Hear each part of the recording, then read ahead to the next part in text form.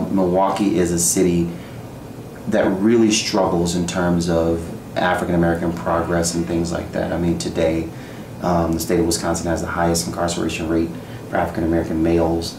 Milwaukee is the second poorest metropolitan area. We have one of the highest black unemployment rates. We're always 1, 2, or 3 most segregated cities in the nation, and so it's a city where when you look at state, my hometown, and I only knew some of that. And when you look at state statistics, it sort of covers up Milwaukee because the graduation rate for the state of Wisconsin looks great, and the ACT scores for the state of Wisconsin look great. But when you put a magnifying glass on Milwaukee, you see, you know, I think that the problems that are rooted in, I think, the long history of injustice. And so when I ran for office, I spoke a lot about raising standards for all kids. And so even though I didn't win the election, it built up my relationship with Howard Fuller and a few other folks in Milwaukee. And so after that, I became the state director of Democrats for Education Reform. So DFER grew my knowledge of policy exponentially.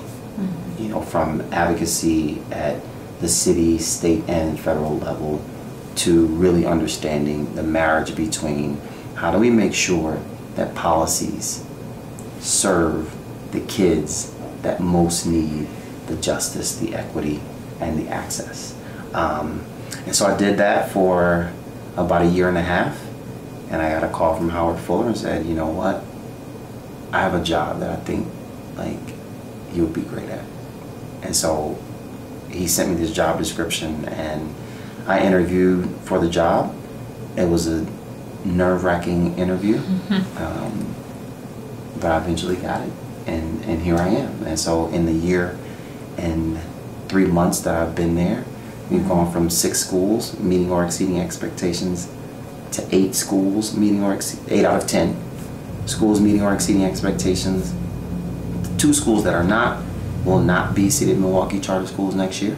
And so I imagine that the school that we open up next year, my goal is to get us to be 100% meeting or exceeding expectations. So you're making some decisions about schools that need to be closed. Yeah. So schools that need to be closed,